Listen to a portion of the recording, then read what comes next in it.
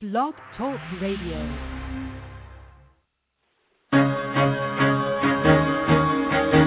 Carol the Coach. Sex, love, and relationships. We talk about it here. Carol the Coach.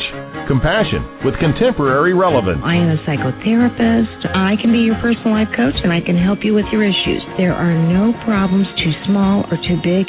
You can talk about anything. Speaker, columnist, radio TV host, and commentator.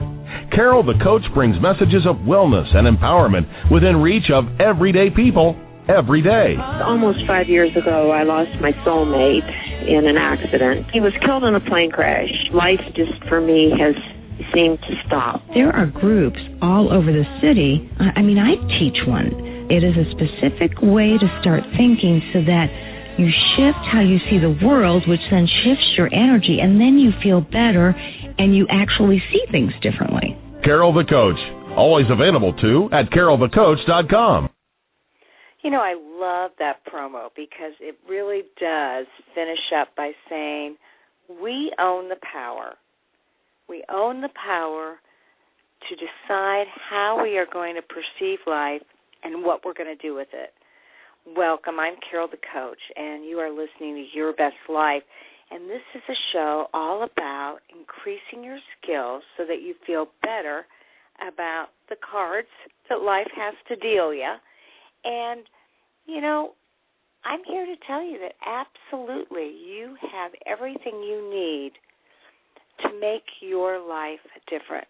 If you're unhappy, if you feel powerless, if you don't feel like you have enough control, if you feel inferior or inadequate, or maybe you actually feel pretty good about yourself, but you would just like to take your life to the next level, this is the show to listen to and tune in every Wednesday evening at 10 o'clock. Or, as you well know, you can always go to iTunes, put in Carol the Coach, and pick up Your Best Life, and it will automatically download it to your computer if you have iTunes on your computer. And let's face it, don't we all have iTunes on our computer? So I just really encourage you to use this time as an opportunity to create the kinds of things in your life that will make your life better. And tonight we're going to be talking about conflict. And conflict is not an easy topic to discuss. We've done it once before when I gave you the 4 tools of conflict. Well, in this situation, I'm going to be talking about how do you deal with conflict and what are some of the skills or strategies that you can actually utilize to face the conflict head on, express yourself, and then allow the conflict to draw you closer. And in actuality, conflict is a good thing. It clears the air. It clears your feelings, and it very much clarifies what's going on for you and the person that you're in conflict with. Now, there's no guarantee that the person you're in conflict with will be able to handle conflict in a mature and rational manner.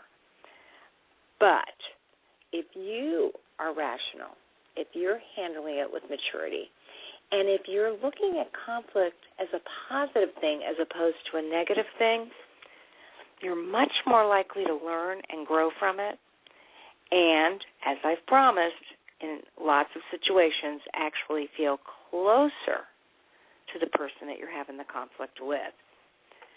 Now, most people are definitely uncomfortable dealing with conflict. And most women I know have a tendency to avoid conflict because they either fear being hurt or they fear hurting somebody else's feelings.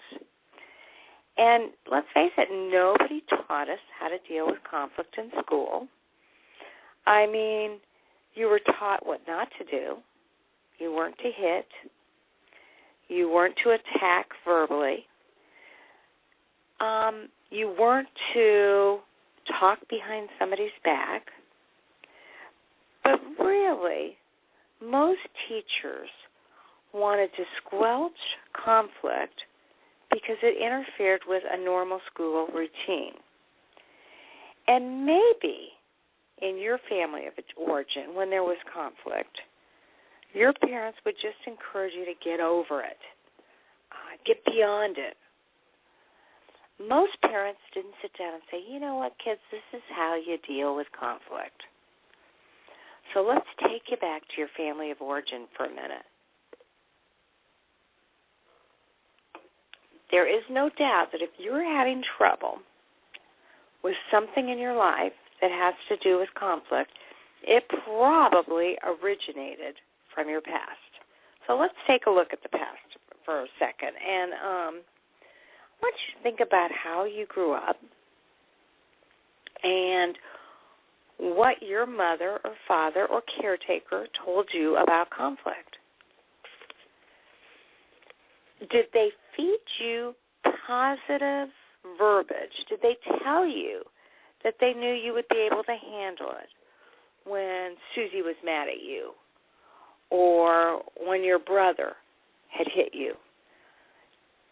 Did they walk you through what you needed to do? I would doubt it. And so think back to how you experienced conflict. You know, it may even have been first when you noticed that your parents were in conflict with each other. If your parents were together and if they didn't necessarily agree with each other, what did you notice about them? Were they able to talk it out? Did they have a cooling off period? Was there some verbal abuse, physical abuse? Was it scary? Were you scapegoated? Did you find that mom and dad were mad at each other, but they took it out on you? Did you shrink and become invisible so that you wouldn't rock the boat and you wouldn't cause any disturbance that would create additional conflict? You know, so many kids knew not what to do in their lives, and as a result, because they didn't know what to do, they very quickly learned to disappear, to become small, and so that they would not have to deal with the conflict. So think back. Think back to a time when somebody was angry with you. Now, do you remember your parents ever really reassuring you and saying to you, you know what, if your teacher's angry with you and you try to work it out with him or her, and they continue to be angry, you need to stop giving them the power to make you feel insignificant. In other words, did your family of origin teach you that you owned the power to decide how things were going to affect you? Again, probably not. You know, I spend so much of my time in therapy grooming my clients to become stronger. And I encourage them to realize their inner strengths, to take risks, and, you know, just basically to believe in themselves. And then that special tool I give, which I hope they'll apply in every aspect of their life, but especially when it comes to conflict, is I ask them to stop giving people so much power.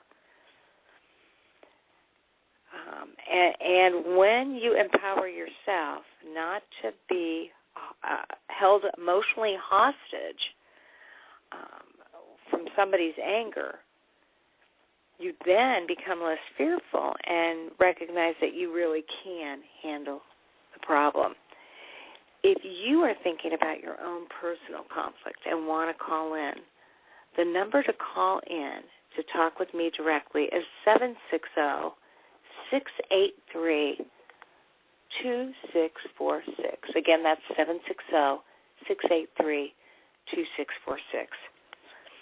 It's an important time in your life to get personal psychotherapy and life coaching free of charge just by calling into the show. So don't hold back, feel free to give me a call, and let's talk about the conflict that you perhaps endured as a child or maybe even are enduring as an adult. Now, most clients have trouble knowing what their own personal gifts and talents are. And they grew up not feeling good enough in their past. And I'll tell you, this will usually translate into not feeling good enough as an adult. Now, you may know on an intellectual level that you're worthy, but on an emotional level, you don't seem to be able to get past that early childhood imprinting. Now, to offset this, I'll often ask a client to write the statement down and then, of course, to repeat it. I won't give blank the power to make me feel blank. And this statement can be applied to any situation in which one feels inferiority or abandonment, rejection, isolation, or conflict. Take the boss who never seems to appreciate your efforts or your hard work. Most people have experienced somebody who was in an authoritative position, a supervisor, a boss, a parent, and that person never seemed satisfied with their work. I personally had an administrator. He was an assistant superintendent of a school system that I worked, and he was very military, very nice guy, very clear and direct and very matter-of-fact, and he never said anything about my skills. He never complimented me. He wasn't necessarily conflictual, but there was never any positive feedback. And one day, as he was supervising me, I actually stopped him and said, hey, would it be possible for you to start a meeting off with a compliment? Or would you be willing to praise my efforts as a counselor? And I got to tell you, it was one of those deers in the headlight looks. He just looked at me with bewilderment. He didn't even really understand what I was asking because it wasn't in his repertoire to compliment me or to send me positive messages. Now, his lack of encouragement was not about me, and I knew that. It was about his inability to be positive and to give positive feedback. So I didn't give him the power to make me feel inferior. And after I chose not to give him the power, my next step was to take it that next level and do a fearless inventory of what the behavior reminded me of from my own past. And that's what you'll find as an adult when you're dealing with people. If somebody gets angry with you a lot, or if they don't give you a lot of positives, I guarantee you there is somebody from your past who has manifested that exact same behavior.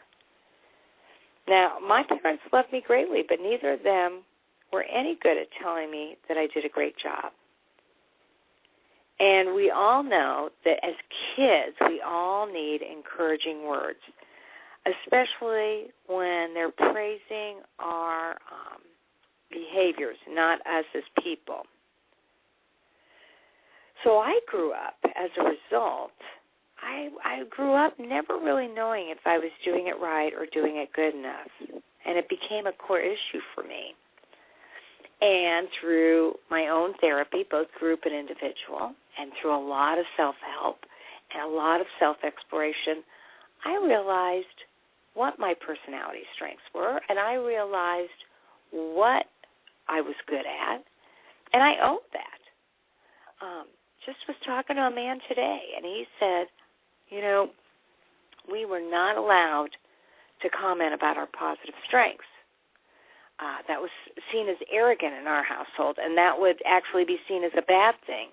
And so, Carol, as you talk to me about what I like about myself, not only is it completely foreign, but it feels wrong and it feels bad because you aren't supposed to toot your own horn, which is exactly the opposite of what I say.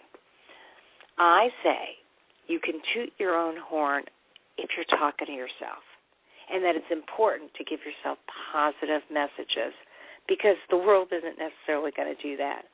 And you've got to be not your own very best critic, but your own very best cheerleader or encourager. So think back as you were a kid to what kind of feedback you got as a kid. And know that when somebody in your life is being critical today, you have actually created that person in your life to work out this problem as an adult because you couldn't work it out as a kid. You just had to deal with whatever was handed to you. So what I knew was that my boss was a mirror for how I grew up. And we psychologists and psychotherapists know that we continue to pick people who manifest these same core issues until we work through them. Therefore, it's not unusual at all for us to work with people, marry people, and associate with people who relate to us as our parents did. That gives us plenty of opportunities to work out the core issues and plenty of opportunities to reparent ourselves. And so the next time you find yourself fearing something, inferiority, rejection, abandonment, isolation, ask yourself how the situation mirrors a childhood issue. I want you to connect the present situation to your past and then step out of the past by saying, I won't give blank the power to make me feel blank. And when you do this faithfully, you feel better about yourself. You handle conflict a lot better. You stay connected to your power. And I guarantee you, the more you do this, the more likely you are to choose healthier situations in the future. Now, this practice requires that you go deep, but the emotional reward is well worth it. And, of course, that's because you're worth it. And I truly believe in life that we are creatures that are meant to evolve, to grow stronger, and then to encourage others to grow stronger too. Now let's get right into the conflict.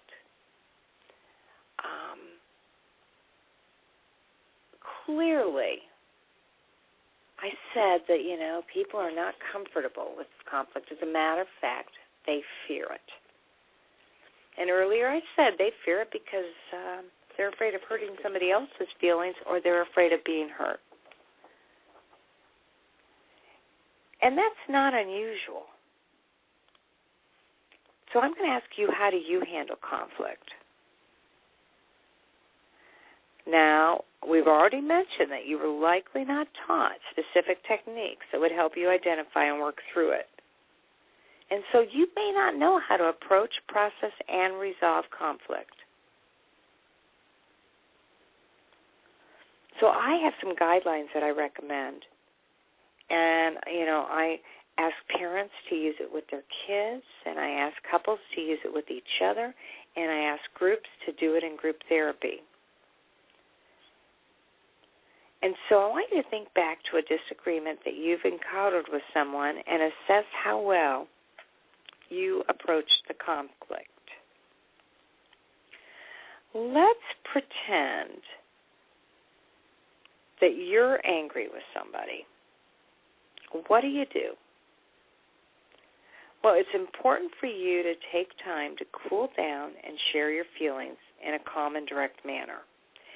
Good emotional maturity means that you recognize that you're feeling angry. You don't squelch it. You actually identify it. You think about it. You may talk about it. Or you may just feel it. But you give it some time to settle. And then once you've cooled down, you do share your feelings in a calm and direct manner. You've heard me say it before. When you're assertive, it means you're clear and direct about what you feel, how you, what you believe, and what you know. And then you decide, well, you may not decide, but you suggest a time to talk with the person about the difference. Now, some people are more comfortable in public places, while others prefer a private site. But when possible, discuss the situation and own your contribution to the conflict. If you've contributed to the problem, and I guarantee you have, it can be empowering to admit up front that you made some bad decisions.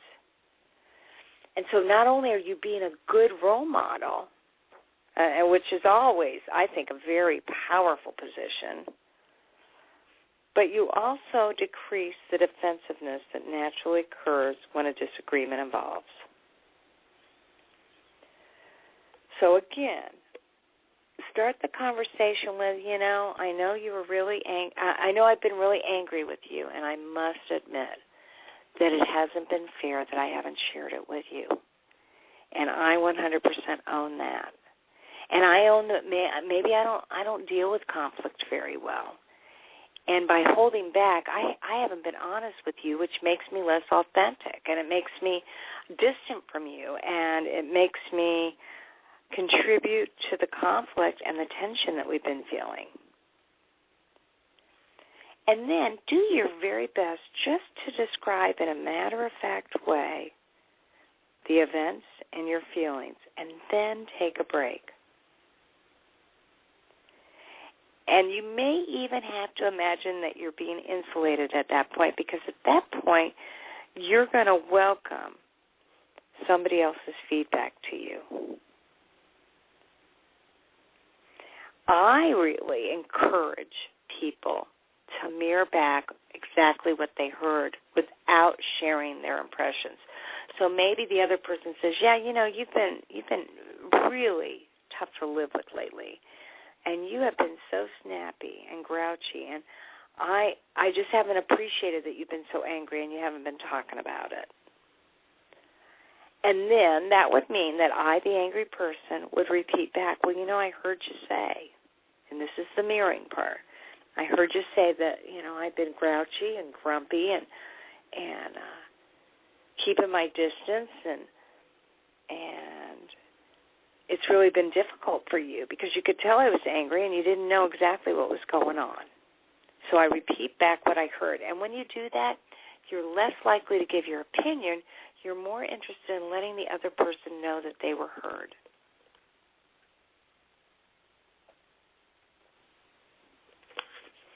So mirroring is a very powerful technique that makes a big difference in any kind of fighting fair scenario. And whenever possible, want you to do that with the other person. No need to get defensive. As a matter of fact, you might really work diligently not to become defensive. Now, there's another important thing. When you're angry, it's important for you not to pull in what other people think, and that can be so tempting. It can be 100% tempting to tell the other person that others agree with you and that you've been told you're right, and almost as if to make the other person feel like it's a gang war. There are other people that are against them. So fighting fair means you never want to bring somebody else into it. You don't want to bring your brother into it, your mother. You don't necessarily want to reinforce your point by saying, "Yeah, even Mary, our best friend, feels like you've been a bitch to me." You want to really own your own issues, do that non-defensively, and then not in any way, shape, or form pull somebody into it. And I don't know you, but a lot of times that can happen. I can 100% want to make my point by pulling somebody in. So don't do that. Now, you have to really examine your motives. So if you feel like attacking the other person, or if you feel like dealing with 3 or 4 issues that have made you angry at the same, right there and then, that's not fighting fair, because you really need to keep your issues down to one primary concern. You don't want to overflood or overwhelm the other person. You want to stay very focused on the issue. And you don't want to bring up the past or bombard the person with past mistakes, because you know what? Probably you've already discussed it. And 2, there isn't really anything that person can do about it. Now, if you're sitting there thinking, oh, yeah, but Carol, I'm telling you, a lot of times I wait weeks, months, maybe even years before I bring up conflict. Well, then I think that's a different issue, and then you've really got to set the stage by saying, there's something I'm really upset about, but believe it or not, it happened over a year ago, and I know there's nothing that you can really do about it, and I'm really only telling you because I so badly want to release and let go of this anger. So you got to decide how you're going to set the stage. Now, how do you handle it when somebody's angry with you? Well, you obviously have no control as to how they approach you. As with any situation, the only thing you can control is your own reaction. And so, of course, that situation is a little bit scarier because there is less control. So take a few deep breaths, and I'm going to want you to reflect back what you've heard and not even necessarily feel like you have to defend yourself. But in actuality, repeat back what you've heard and do it with empathy. As they confront you, allow them to voice their concerns. And if the discussion gets heated, if somebody starts to cry, if somebody starts to verbally attack you, you may be able to diffuse it by reflecting what is being said so that the other person knows that he or she is being heard.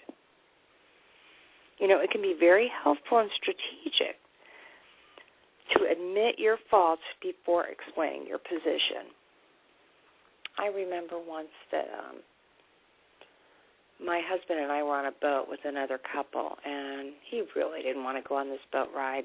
This other guy he drank too much, and that was his MO. We didn't see them very much, but I'm not his therapist, but I certainly thought he was an alcoholic. And he started making fun of my husband.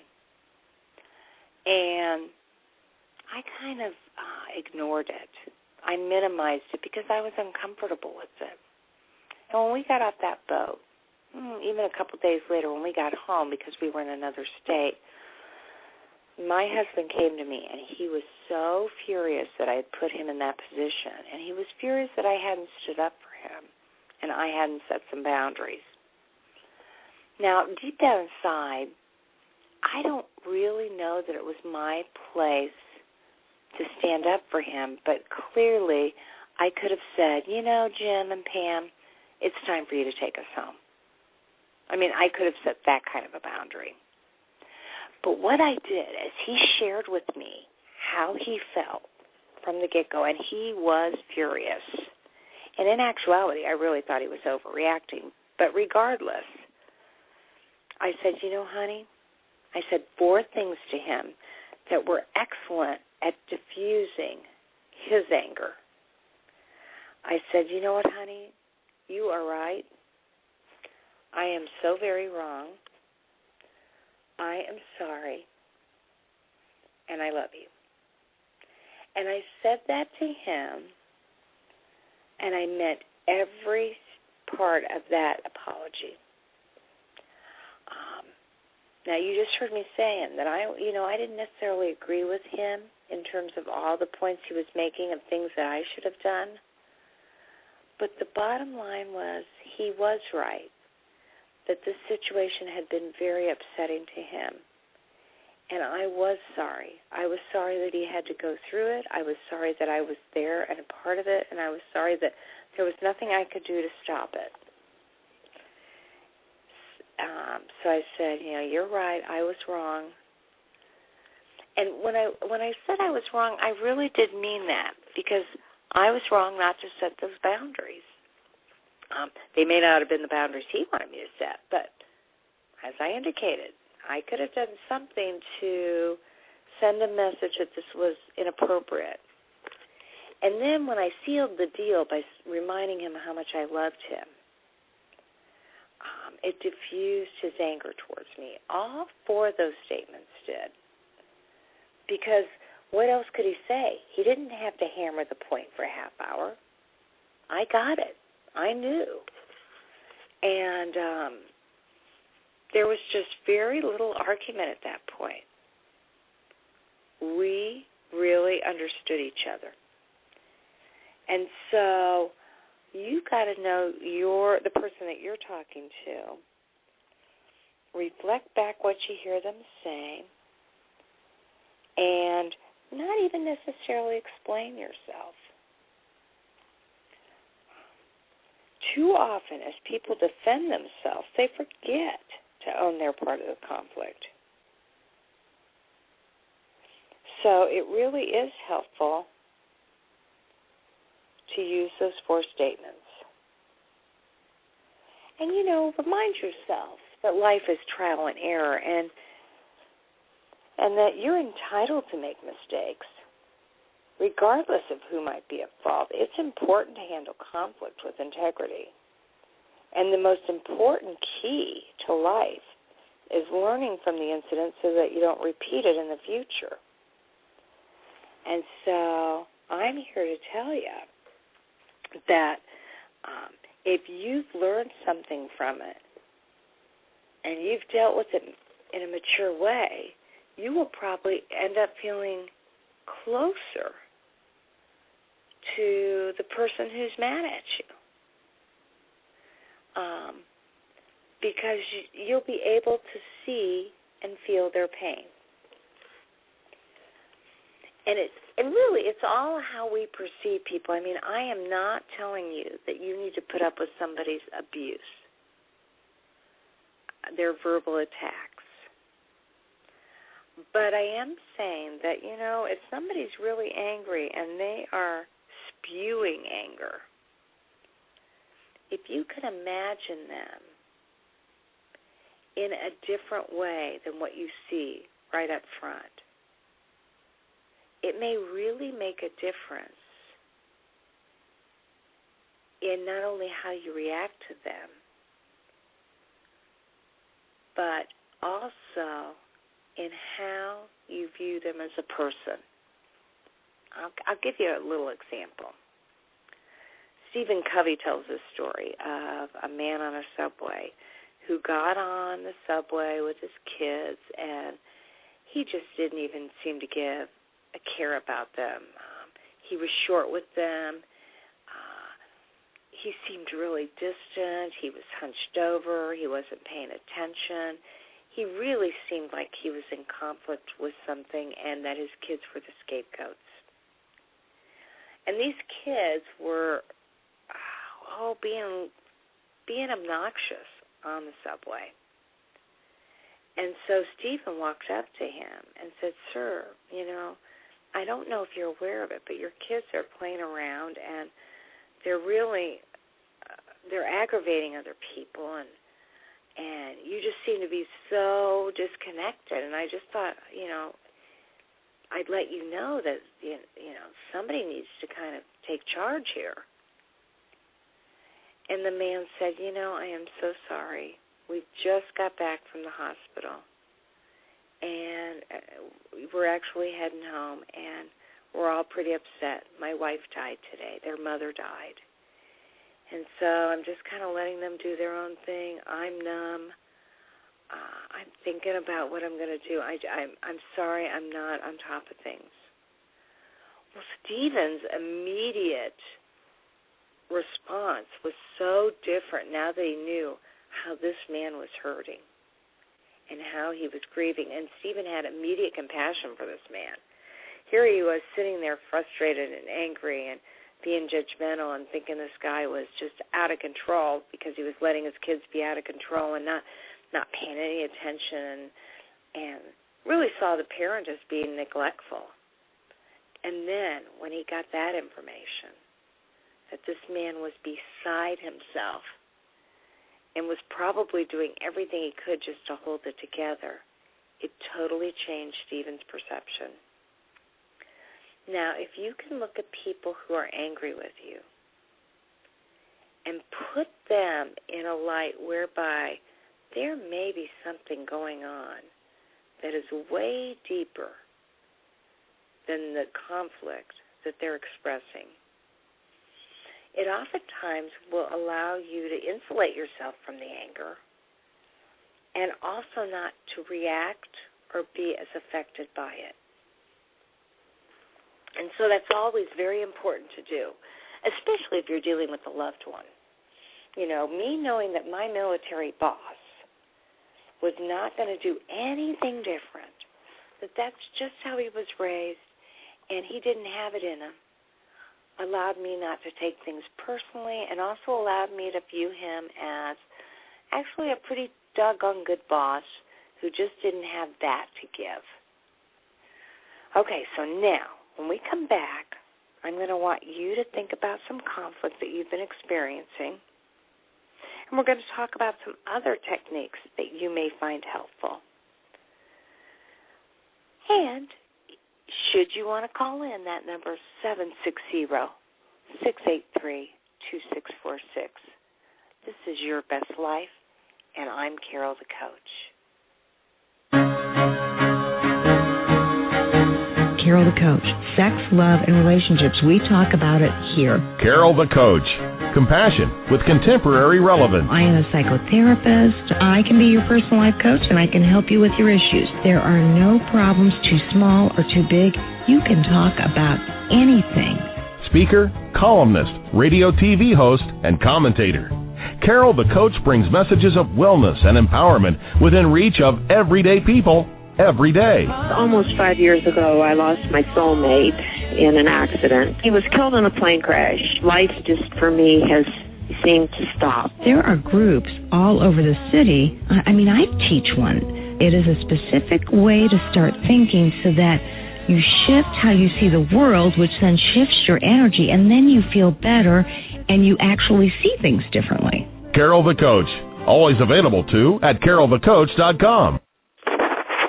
That's right.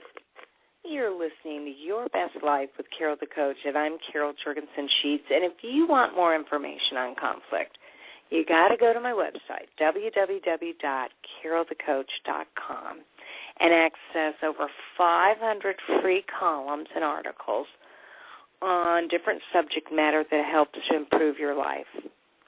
And you can always email me at carolthecoach@AOL.com. Now, I asked you to think about, who taught you how to argue, who taught you how not to get defensive, who taught you about conflict. And I asked you to think about a time that you actually felt conflict. And there's 3 other main ground rules that helps you when you are feeling conflictual. And when you and somebody are in disagreement, it's important to encourage the conflict and healthy resolution. And so what you really want to do is follow these 3 rules. When you're in conflict, I want you to listen more than defend or explain or communicate. Okay, so spend more time listening than talking. Use that mirroring technique to let the person know that you're hearing what they're upset about. Then the second thing you want to do, whether they're angry with you or you're angry with them, you still want to validate the other person's feelings. I just had some conflict with a coworker, and I'm here to say that, she's never really liked me, and as a result, I've never really liked her. I don't dislike her, but I've never really liked her. And my boss asked us to kind of work things out. And actually, she came to me and said, what's up? This woman is mad at you, and what's going on? And so I kind of shared my perspective, and it was more than a disagreement about perspectives. It was he said, she said. I remember having an issue, and we worked it out in a certain way, and she didn't remember that. And it was over Christmas vacations. And 2 years ago, she had been very upset because I got my time.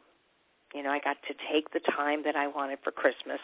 And so last year, I gave her time. When it came time to talk about who was going to leave when, I said, you know what? You get to pick this year. I thought I was being pretty emotionally mature. Well, this year came around, and she didn't remember that I had offered and that she had gotten to choose first. And in all fairness to her, because she didn't remember and she had picked, there are 2 favorite weeks, the week before Christmas and the week after. And in her mind, the week after was the preferred week. But because she had picked the week before, and she clearly had picked the week before Christmas last year, that was her evidence and proof that I had not given her the time. That indeed I had gotten the good time again last year, and by gosh, she was going to pick the good time this year. Now, there's a situation where it's tit for tat. I can't convince her of anything. I mean, I'll have to admit, I did say, don't you remember we blah, blah, blah, blah, blah, and don't you remember blah, blah, blah, blah. But it became real clear that she didn't. And so to continue with that strategy was not going to be helpful. So when my boss came to me and said, what's going on? And I said, oh, yeah, and, remember I was really upset because she wouldn't pick a week, and I was giving her that option, and she made me wait. And, well, my boss did remember that. So I felt somewhat vindicated that I wasn't crazy, but I knew I wasn't crazy. But more importantly, my boss wanted us to work it out. We're 2 grown adults, and we should be able to work it out. So I said, okay, well, I'll talk with her, and if we can't get it worked out, we'll come to you. She said, great. I really don't want to be included unless you really need me. So somehow, some way, this woman went to, my boss went to this woman, and this woman basically said, I don't want to talk to Carol on my own. I want you to be there. And so then my boss comes back to me and says, okay, she doesn't want you to work this out with her just by herself. I've got to be there. I said, that's fine, And, I kind of felt sorry for her because I felt like, wow, she feels like she needs an intermediary. And knowing that, it really helped me to go easy, to not bully my way into trying to get her to remember anything, but to really listen to what her concerns were. And, I used the word bully because she actually used that with me. She said, I feel like you bully your way into getting what you want. And she actually used an example where I did kind of bully my way. I kind of said, I'm going to do this, and if people don't like it, I can quit. And that felt like bullying to her. And I wasn't saying that to her. I was telling my boss that. But I understandably she resented that. And so what I really did was I listened to her and I validated her feelings, And I said, I get why you're feeling that way. And, boy, I have never meant to bully you. I'm so sorry. I'm sorry that you feel that way. I'm sorry if that's how I came across. And what can I do to make it up to you? What can we do to get past this impasse? And pretty much she said nothing. She said that she wanted it to go smoother next year. And I said, well, I sure will work on that. And, I just profusely apologized, and I was kind of the change that I wanted to see from her. I tried to role model I did role model what I wanted from her. Well, later on, my boss came to me, and she said, Carol, what was going on there? You were doing all the apologizing. Your coworker was not acknowledging one thing that she had done wrong. And I didn't hear her apologize to you. And, I said to my boss, it doesn't matter. We needed to air our grievances, and I really could see that she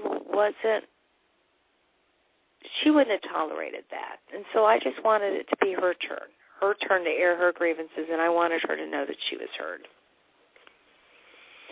And I really did go into it from a perspective of, it doesn't matter who's right. I just want us to get along. Now, I can't always say I feel that way when I'm really emotionally invested, but I sure am working on that. And so that third point that I want you to remember is that you don't have to be right. Or if you are right and you're right, you don't have to prove you're right. As a matter of fact, when you develop empathy and you pay attention to how the other person feels, being right isn't important anymore. And it really takes you out of that power position, and you can actually have more intimacy as a result. Now, obviously, in this situation, I don't think she likes me one bit better, even though I did that. But you know what? I feel better about myself. I feel like I handled things well. And when I work with couples, and I have one partner who is talking to his or her spouse, and they're not being defensive, and they're feeding back what they hear, and they're validating, and they're listening, and they're empathizing with the feelings. I am just awestruck at the maturity level and the fact that that's a person who also does not need to be right. So when you know that you don't have to be right, then it really decreases the defense mechanism in the other person, and it allows two people to work through the conflict faster. Now, sometimes I will have a person that says, you know what, I just won't be happy unless I get an apology. But I'm here to tell you that you don't need an apology to move on. As a matter of fact, if you're waiting for one, you may stay stuck, harboring resentment. Because when you are expecting an apology, what you're really saying is, I want that person to validate that I was right or that they were wrong. And that just is not necessarily helpful. And certainly from a gender issue perspective, there has been lots of research to substantiate that men don't apologize to women. So women will have difficulty with closeness if they're waiting on that apology. Now, you remember I said with my husband, I said, I'm sorry, you were right, I was wrong, and I love you. And it doesn't matter what order you put that in. So I want you to remember, whenever there's conflict, it's important to remain balanced. And you don't want to criticize. You don't want to put anybody down. And when you can empathize and repeat back what you heard, and really listen and validate, the conflict will just move so much faster. And there's this tool in psychology called reflective listening.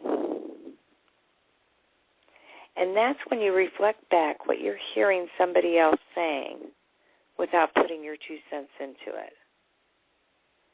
And if you can use that tool, whether it's with your kids, with your husband, with your boss, with your friends, with your mother, with your neighbors, reflective listening is just an amazing tool because it really helps people to feel understood. And I don't know who you're in conflict with, but if you're in conflict with a spouse, a boyfriend, or a girlfriend, and you can actually touch them, you break down some physical barriers. Now, some people don't want to be touched, especially if they're angry. So, we want to stay cognizant of that. But whenever possible and appropriate, touch your partner while in conflict.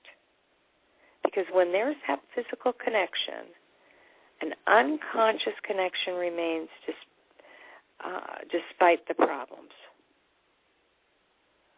And that just may mean talking face-to-face and resting your hand on his or her knee, or sticking your feet under him or her on the couch. Again, they have to be willing to be touched. But whenever possible, maintain excellent eye contact and do your best to create some sort of physical connection. And know that anger is a normal reaction to conflict. It doesn't have to be a roadblock to working things out. Now, John Gray says when men are angry, they need to go off and process it. They do not have the skills, generally, to process information like women do. So if you're a woman listening to this podcast, I would really encourage you to trust and allow your spouse the opportunity to get away and to think about things. And if there is a way to use some humor, even if that's laughing at yourself, when appropriate and when enough time has gone by, it is absolutely okay to stick a little humor in that too. Humor can really decrease conflict. Now, of course, you don't want to make fun of the person. You want to be able to make fun of yourself. And that can be easy to do, And then if you both need to get away for a while and give each other some breathing room, attempt to do something active, either exercise or clean the house, mow the lawn, take a bath, work on your sewing, watch some football. When you give your brain timeouts, it retrains it to look at things differently, and it allows an opportunity to process the information. It is always okay to say, can we table this discussion for an hour or two and come back to it when we're both calmer? Perhaps the toughest thing about conflict is feeling confident that you can work things out. But I promise you that you will work conflict out quicker when you don't hold the conflict over each other's heads and you practice listening to your partner, validating his or her feelings, and not needing to be right. Then don't forget those 4 favorite words. I'm sorry, I love you, you're right, and I was wrong. And I think I talked about it, a couple of radio shows ago when I said if you can use the Ho'oponopono method of getting away from that person and just loving them anyway and saying to yourself, I am so sorry. Thank you.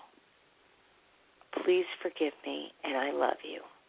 And if you can say that, even if that person has been an ass,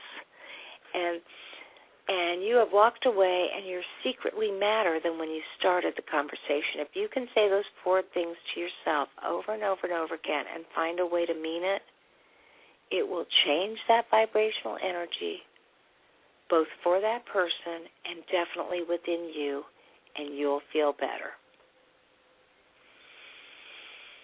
I would really encourage you to read Joe Vitale's book. Now, let me think of what it's called. It is called Zero Limits.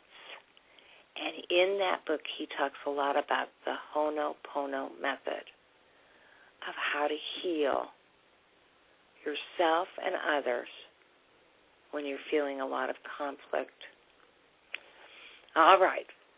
Well, it's been a good show. I hope you liked it. As always, I really get something out of it. It helps me to formulate my thoughts. My therapy is always better the next day. And I just encourage you to send me emails, ask me questions, get on my website, www.carolthecoach.com, and stay tuned for another show next week as we learn how to do the dance of living together. And as I say at the end of every show, there will always be only one of you at all times, so fearlessly have the courage to be yourself. Make sure to practice your skills, and I'll see you next week with another episode of Your Best Life with Carol the Coach.